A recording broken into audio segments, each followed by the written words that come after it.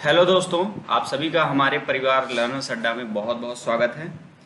तो जैसा कि आज हम लोग क्या पढ़ने वाले हैं, जो हम लोग एवरेज पढ़ रहे थे, जो हमारे जो एग्ज़ाम्स होते हैं, कॉम्पिटिटिव एग्ज़ाम्स, प्रतियोगी परीक्षाएं होती हैं, एसएससी की, रेलवे की, स्टेट एग्ज़ाम जैसे UP police, UP SI, UP triple SC या फिर बैंक के आपके एग्ज़ाम्स जो होते हैं, उसके लिए एक बहुत ही उपयोगी टॉपिक है एवरेज। इसीलिए मैं आपके लिए कुछ और क्वेश्चंस लेके आया हूँ एवरेज पे बेस्ड, जो आपके कॉन्सेप्ट को और भी मजबूत करेंगे और आपके कॉन्सेप्ट को साथ ही साथ चेक भी करेंगे, क्योंकि क्वेश्चन जो हैं वो बेसिकली अच्छे क्वेश्चन हैं जो कॉन्सेप्ट पे बेस होंगे। मैं आपको उसके कॉन्सेप्ट भी बताऊंगा और उसको इजीली सॉल्व कैसे करना है, ट्रिक मेथड जिसे बोलते हैं हम लोग, वो भी मैं आपको बताऊंगा। तो चलिए ठीक है, मेरा नाम है अविनाश उपाध्याय। चलिए शुरू करते हैं, हम बढ़ते हैं अपने क्वेश्चंस की तरफ।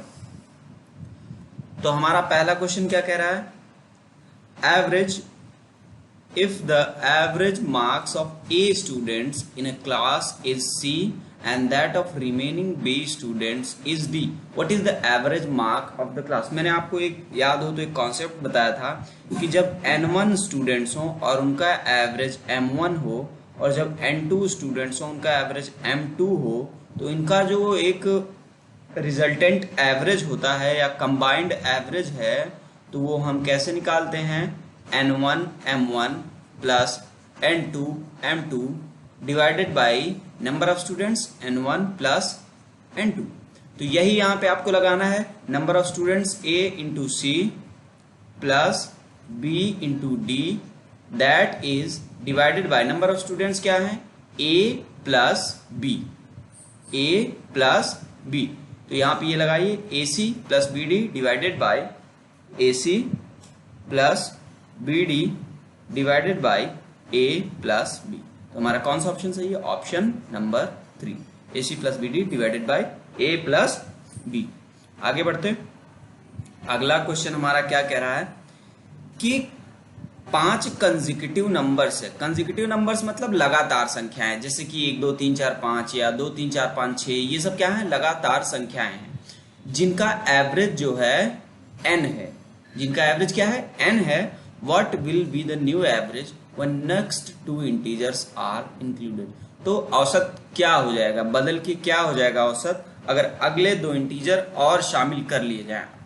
अगले दो इंटीजर जैसे कुछ भी आपने 2 3 4 5 लिया है, तो अगले 6 7 हम उसमें शामिल कर लेते हैं, तो एवरेज में क्या बदलाव आएगा, वही हमसे पूछा गया है इन टर्म्स ऑफ n।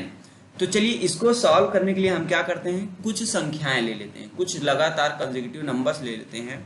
जैसे कि मान लेते हैं 1 2 3 4 5 हमने ले लिया।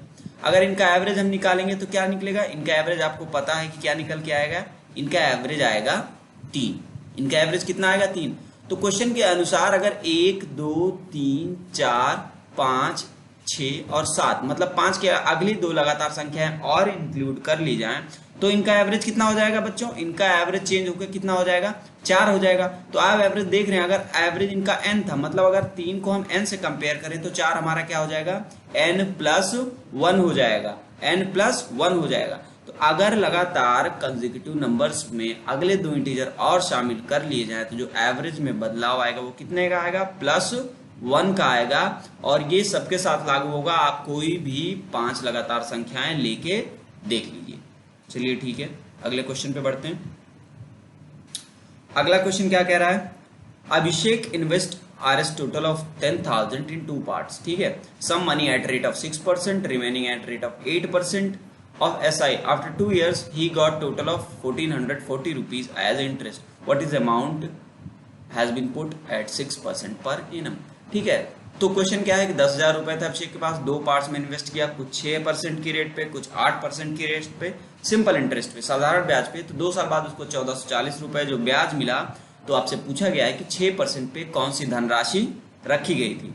तो देखिए इसको लगाने का क्या तरीका, आप इसको सॉल्व कर सकते हैं बिल्कुल, कि एक धनराशि x मान लें, दूसरी 10,000 माइनस x मान लें। तो x को 6% पे रखे, rate into 2 divided by 100 plus 10,000 minus x into 8 into 2 16 divided by 100, that must be equal to 1440। यहाँ से आप करेंगे तो आंसर आपको मिल जाएगा, लेकिन क्या होता है कि आपका टाइम ज्यादा लगता है।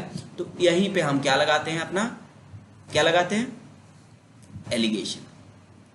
एलिगेशन। अब इसमें एलिगेशन कैसे लगाएंगे मैं आपको बताता हूं। जैसे देख लीजिए, आपको दो रेट्स गिवन है, 6%, 8%। आपको इंटरेस्ट कितना मिला? 1440 इन 2 ईयर्स। तो एक साल में कितना मिलेगा? 720 मिलेगा। एक साल में 720 मिलेगा। अगर ये 720 किसी एक रेट पे दिया गया होता 10,000 पे, किसी एक रेट पे 10,000 पे दिया गया होता, तो रेट ऑफ इंटरेस्ट कितना आता बच्चों? रेट ऑफ इंटरेस्ट अरे 7.2% आता, 7.2% आता। यहां से अगर रेट ऑफ इंटरेस्ट हमारा एक ही, मतलब पूरा एक ही रेट पे लगाया गया होता, तो रेट ऑफ इंटरेस्ट हमारा क्या आता? 7.2% आ जाता। तो इसी पे ये हमारा रिजल्टेंट है, इसी पे हम क्या लगाते हैं? एलिगेशन लगाते हैं। 6, 8, 7.2। यहां से हमारा रेशियो निकल के आएगा 0.8, 1.2। तो रेशियो हमारा क्या निकल के आए? 2:3, 2:3। तो 10,000 को 2:3 में, तो हमें 2 की वैल्यू निकालना है। 2/5, 5 2,000। तो हमारे 6% पर रखी गई राशि कितनी थी बच्चों? 4,000 रुपए। कितनी थी? 4,000 रुपए। समझ में आया? इजी है, आप दोनों तरीके से कर सकते हैं, जैसे आपको कंफर्टेबल हो, लेकिन आपको रिकमेंड करूंगा कि आप एलिगेशन से करें। एलिगेशन से आपका टाइम बचता है। अब यहाँ पे लग रहा होगा ज्यादा टाइम लग रहा है, लेकिन आप जब जितना प्रैक्टिस करेंगे तो आपका टाइम जो है उतना ही कम लगने लगता है। आप ऐसे क्वेश्चंस सीधे अपने दिमाग में सॉल्व कर सकते हैं बिना पेन उठाए। अगला क्वेश्चन। ओके, अगला क्वेश्चन क्या कह रहा है कि let n be a set of real number such that p is any real number. n क्या है? n एक समुच्चय है किसका? रियल नंबर्स का सेट है। क्या n जो है एक सेट है रियल नंबर्स का, जिसमें से p भी, इसी में p भी कोई ये क्या है? नंबर है। इसी सेट का p भी क्या है? पार्ट है। रियल नंबर्स क्या होते हैं आपको पता है कि कोई भी ऐसी संख्या, कोई भी ऐसा नंबर जिसको हम नंबर लाइन पे शो कर सकते हैं, दर्शा सकते हैं, वो हमारा क्या होता है?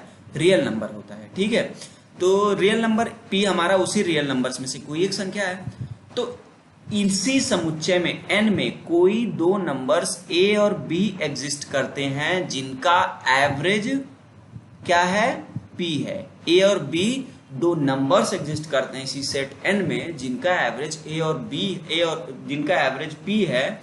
तो हमें p के बारे में बताना है। तो हमें क्या बताना है? p को लेकर कुछ उत्तर देना है। 4 ऑप्शन हमारे पास कि अगर ऐसा है कि a और b का एवरेज p है तो क्या हो सकता है? n एक फाइनाइट सेट है। फाइनाइट सेट क्या होता है बच्चों? फाइनाइट सेट जो होता है उसमें लिमिटेड नंबर ऑफ टर्म्स होते हैं सेट में, जिसको आप काउंट कर सकते हैं। लेकिन देखिए, ये आंसर सही हो सकता है, लेकिन ये अधूरा आंसर है। ठीक है, अधूरा क्यों है मैं आपको बताता हूं। जैसे मान लेते हैं कि 1, 2, 3 हमने ये लिया। अगर हम 1 को अपने a मान लें, 3 को हम अपना b मान लें, तो 2 हमारा p हो जाएगा।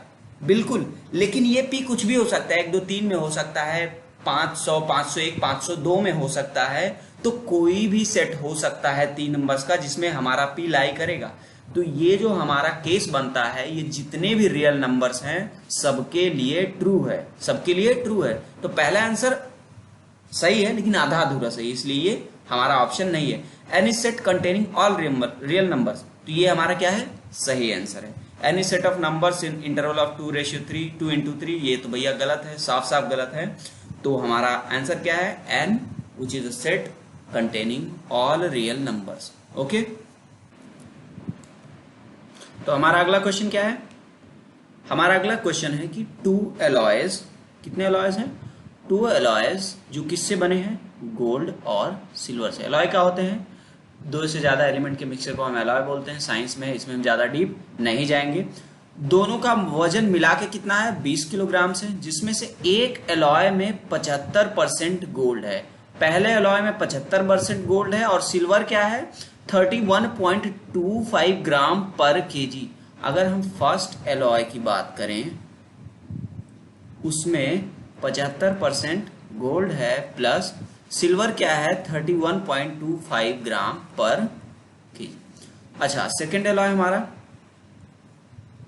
सेकेंड एलॉय में गोल्ड हमारा 85% है प्लस सिल्वर क्या है? 30 ग्राम्स पर किलोग्राम। पर किलोग्राम क्या? एलॉय। एलॉय के हर किलोग्राम में इतना चांदी या सिल्वर है। टोटल क्वांटिटी हमें सिल्वर की गिवन है 617.5 ग्राम्स। तो देखिए इसको हमारा पुराना मेथड जैसे हम करते आए हैं, मान लेते हैं पहला एलॉय x ग्राम्स है, पहला एलॉय हम मान लेते हैं x किलोग्राम है, तो दूसरा alloy x minus 20 minus x kilogram होगा। तो ठीक है, तो चांदी की टोटल क्वांटिटी कैसे निकलेगी?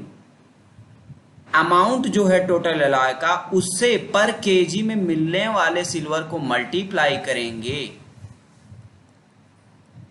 तो हमारा ये फर्स्ट एलॉय में टोटल किसका, सिल्वर का amount plus 20 minus x into 30, ये दूसरे में, और टोटल अमाउंट 617.5 गिवन है।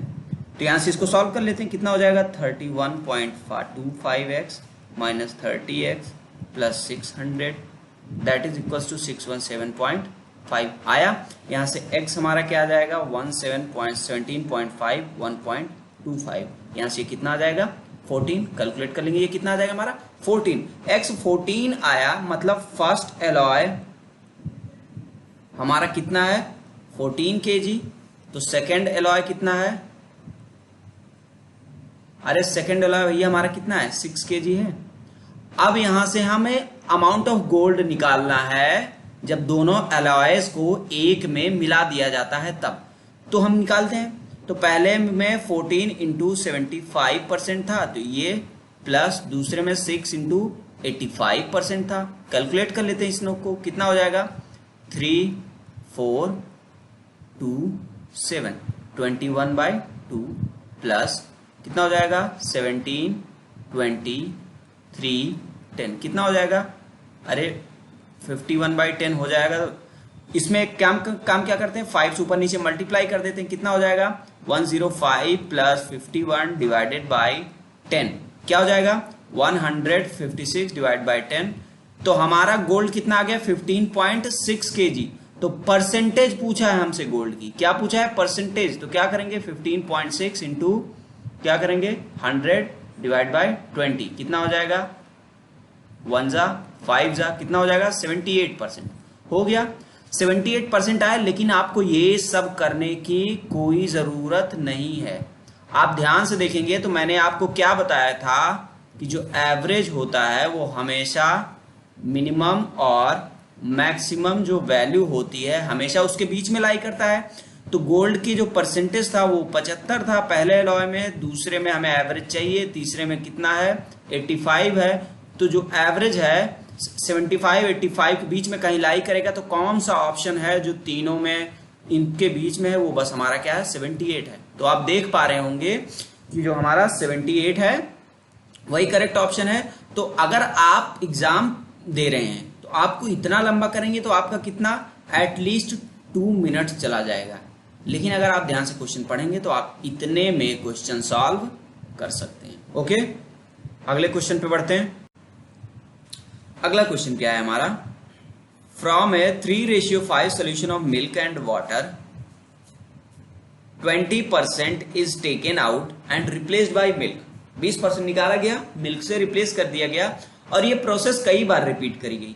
तब तक रिपीट करी गई जब तक मिल्क और वाटर का रेशियो क्या नहीं हो गया 17:8 नहीं हो गया। तो हमको यही बताना है कि ये रिपीटिशन, ये प्रोसेस कितनी बार, रिप्लेसमेंट की प्रोसेस कितनी बार की गई कि हमारा जो मिल्क और वाटर है उसका रेशियो 17:8 हो गया। तो ठीक है, चलिए करते हैं।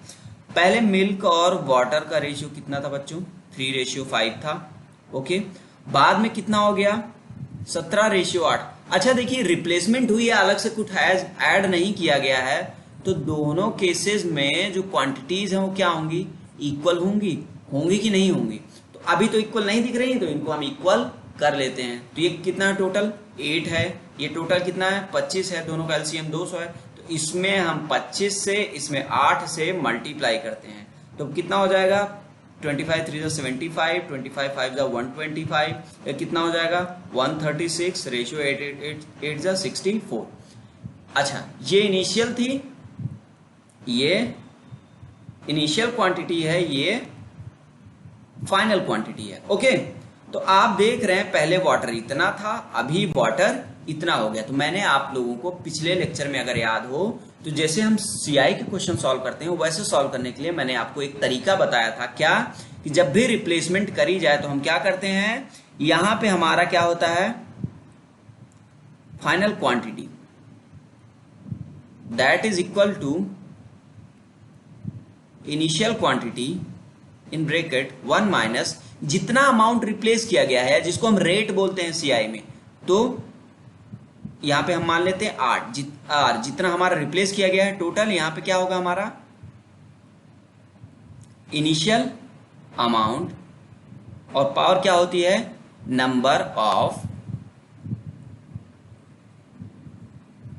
रिप्लेसमेंट। तो यहां से रखते हैं फाइनल क्वांटिटी हमारा कितना है 64 है बच्चों, इनिशियल 125 है, ठीक है, और 1 माइनस कितना रिप्लेस किया जा रहा है हर बार 4, ठीक है, सॉरी यहां से हमारा कितना रिप्लेस किया जा रहा है,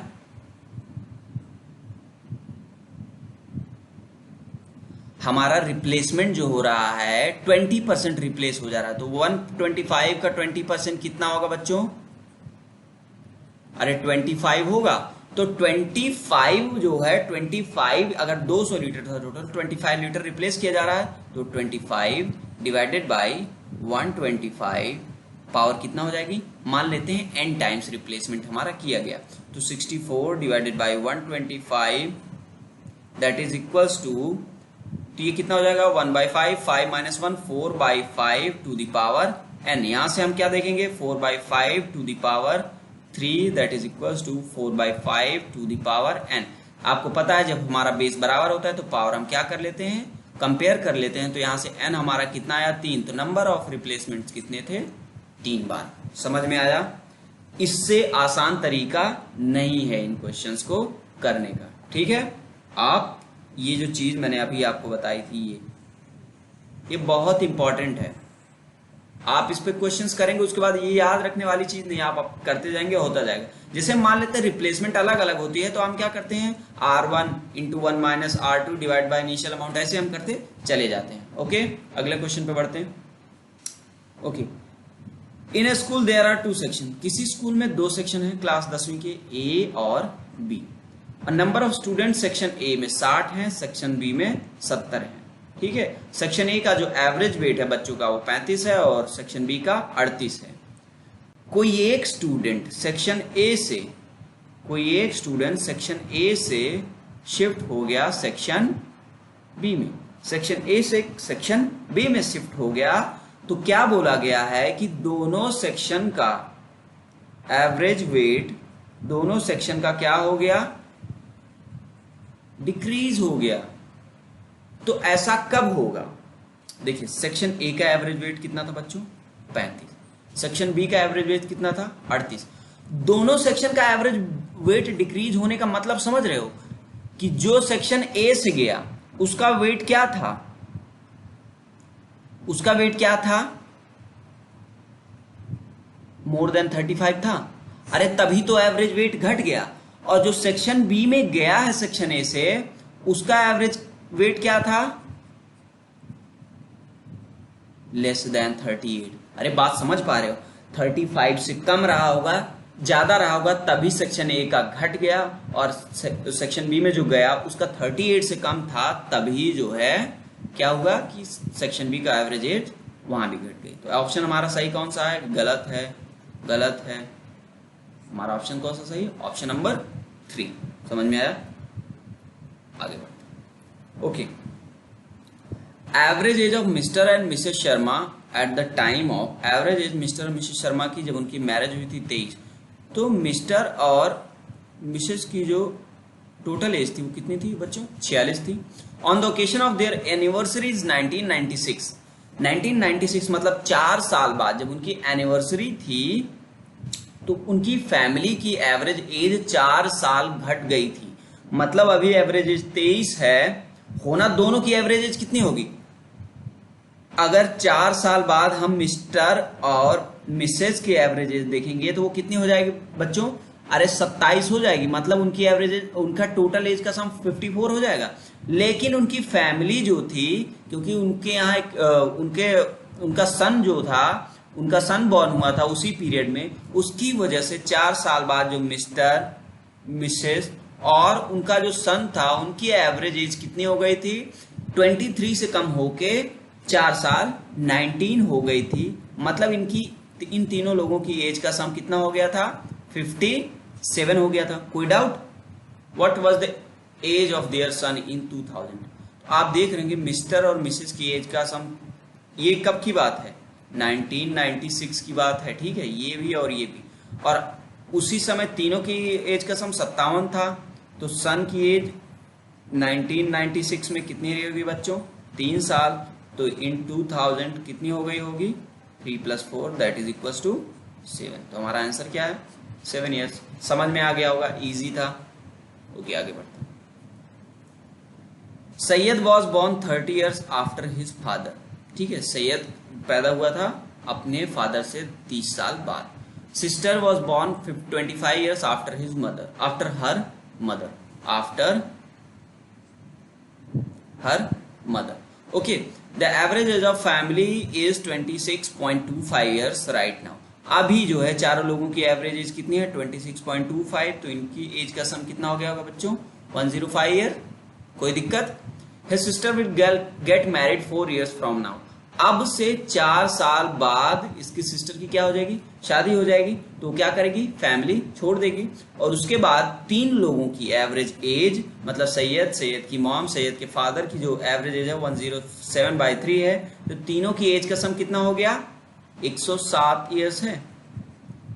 अच्छा, अगर सैयद की सिस्टर रही होती तब चारों लोगों की एज का सम कितना हो गया होता? अभी 105 है, 4 साल सबकी बढ़ती तो कितना हो जाता? 121 ईयर्स होता। अरे होता कि नहीं? लेकिन वो फैमिली छोड़ दी थी। कौन छोड़ी थी? सैयद की बहन। उसकी वजह से इनके बीच में जो गैप है वो कितना है? 14 ईयर्स का है।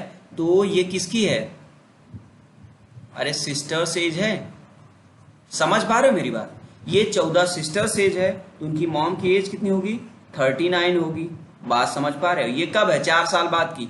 तो करंट एज सैयद की सिस्टर की 10 होगी, उनकी मॉम की 35 होगी।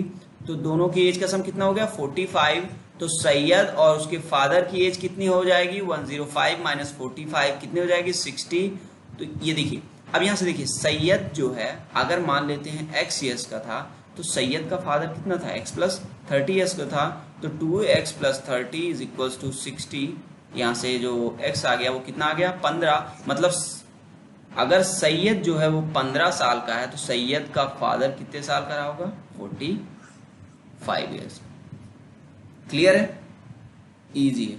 आप इक्वेशन बनाने से बचें, यहाँ पे आए ऐसे सॉल्व कर लें, आराम से हो जाएगा। अगले क्वेश्चन पे आते हैं। In a family of 8 adults and some minors, average consumption of rice per head per month is 10.8 kilogram, while the average consumption of adult is 15 kilograms per head and for minors it is 6 kilogram per head. Number of minors in the family निकाल सकते हैं, बिल्कुल निकाल सकते हैं। कैसे? Allegation से। लगाइए एलिगेशन। देखिए, जो पर हेड कंजम्पशन था माइनर्स का वो 6 था, एडल्ट्स का 15 था और दोनों का एवरेज कितना था? 10.8 था। रेशियो निकाल लेते हैं। ये कितना बचेगा? 4.2 बचेगा। ये कितना बचेगा? 4.8 बचेगा। रेशियो कितना हो गया? अरे 7:8 हो गया। 7:8 हो गया। तो नंबर ऑफ एडल्ट्स 8 गिवन थे, तो ये क्या हो जाएगा? नंबर ऑफ माइनर्स हो जाएगा। सीधे सीधे कुछ कैलकुलेट करने की जरूरत ही नहीं है आगे इसकी। समझ में आया? आगे बढ़ते हैं। ये भैया अच्छा क्वेश्चन है आपके एग्जाम पर्सपेक्टिव से भी, और आपका ये सारा कॉन्सेप्ट निचोड़ है, सारे कॉन्सेप्ट्स का निचोड़ है जितना अभी तक आपने पढ़ा है। तो यह किया गया कि आईआईटी में 10 स्टूडेंट्स का एवरेज एज जो है वो कितना था? एवरेज स्कोर 60 था, एज नहीं score. If the score of top 5 students are not considered, अगर हम ऊपर के 5 बच्चों का एवरेज स्कोर छोड़ दें तो नीचे के 5 बच्चों की एवरेज स्कोर 5 से कम हो जाती, मतलब 60 से कम होके कितना हो जाती बच्चों? 55 हो जाती है। ठीक है, द पास मार्क्स 40 था, मैक्सिमम मार्क्स 100 था और ऐसा हमें बताया गया है कि कोई स्टूडेंट फेल नहीं हुआ है। Each of the top 5 scores had distinct integral. Distinct का मतलब क्या होता है बच्चों? अलग अलग। अगर सारे जो टॉप 5 उन्होंने अलग अलग स्कोर अमाउंट स्कोर किया तो मैक्सिमम पॉसिबल स्कोर बताना है हमें। किसका? टॉपर का मैक्सिमम पॉसिबल स्कोर बताना है। अब चलिए देखिए, इन्होंने क्या, जो ये बॉटम 5 है, ये इन्होंने एवरेज स्कोर कितना है? 55 है, तो मतलब इन्होंने 55 गुणे 5 इन्होंने कितना स्कोर किया? 275। तो टॉप 5 ने कितना स्कोर किया भैया? टॉप 5 ने 325 स्कोर किया। अच्छा देखिए, 325 स्कोर किया, उसमें से टॉपर का मैक्सिमम होना चाहिए, तो जाहिर सी बात है बाकी 4 का मिनिमम पॉसिबल स्कोर होना चाहिए बाकी चारों का। लेकिन मिनिमम पॉसिबल कितना हो सकता है? एट लीस्ट जो टॉपर्स का मिनिमम पॉसिबल स्कोर हो सकता है वो कितना हो सकता है बच्चों? 55 हो सकता है। 55 क्यों? ये जो बॉटम 5 है इनका जो एवरेज स्कोर है वो 55 है, तो जो टॉप 5 है उनका जो कम से कम स्कोर होना चाहिए वो कम से कम एट लीस्ट जो बॉटम 5 है उनके एवरेज के बराबर होना चाहिए। लेकिन आपको पता है कि इनके जो स्कोर्स हैं वो क्या हैं? डिस्टिंक्ट हैं, अलग अलग हैं। तो हम क्या लेंगे? 55, 56, 57, 58, ये 4 स्कोर हो गए जो मिनिमम पॉसिबल है। मिनिमम पॉसिबल है टॉप 5 में से जो 4 हैं वो मिनिमम पॉसिबल स्कोर है 55, 56, 57, 58। पांचवें का जो टॉपर है उसका हम ई मान लेते हैं, तो 55 plus 56 plus 57 plus 58 plus E that must be equals to 325। इसको हम ऐड कर लेते हैं, कितना हो जाएगा? ये हो जाएगा 4 इंटू 55 प्लस 6, कितना हो जाएगा? 325 minus that is equals to E. ये कितना आ जाएगा बच्चों?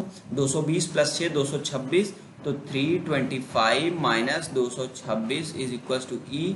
तो ई हमारा क्या आ गया? 99। जो हाईएस्ट पॉसिबल स्कोर है टॉपर का वो हमारा कितना है बच्चों? 99 है। क्लियर है? कैसे 99 है? मैंने अभी आपको समझाया कि जो हमारे टॉप 5 में से 4 होंगे उनका हमें मिनिमम लेना पड़ेगा, तभी हम टॉपर का मैक्सिमम आउटपुट दे सकते हैं। उसके लिए हमारे जो एटलीस्ट स्कोर होना चाहिए हमारे टॉप 5 में से 4 का, वो बॉटम 5 के एवरेज के कम से कम बराबर होना चाहिए। लेकिन ये डिस्टिंक्ट है, इसलिए चारों का हम 55 ले नहीं सकते, तो 55, 56, 57, 58 करके ऐसे हम चारों का स्कोर ले लेंगे और पांचवें का स्कोर हमारा निकल के आ जाएगा। क्लियर है? अगर कोई और आपको अप्रोच आती है तो बिल्कुल लगाइए, लेकिन ये मेरे हिसाब से इजीएस्ट अप्रोच है। ओके, तो ये जो अगला क्वेश्चन है ये आप लोगों के लिए, आपके लिए वर्क है, खुद से करिए, सॉल्व करिए and answer in comment box. मैंने ऑप्शन इसलिए नहीं दिया क्योंकि फिर आप ऑप्शन ही ABCD बताएंगे, तो मैं चाहता हूं कि इस क्वेश्चन का आंसर आप लोग कमेंट बॉक्स में दें। तो देखते हैं कितने लोग इसका सही आंसर कर पाते हैं। For time being this is end of our video. If you do like our video please like, share and subscribe to our channel. Thank you, God bless you all.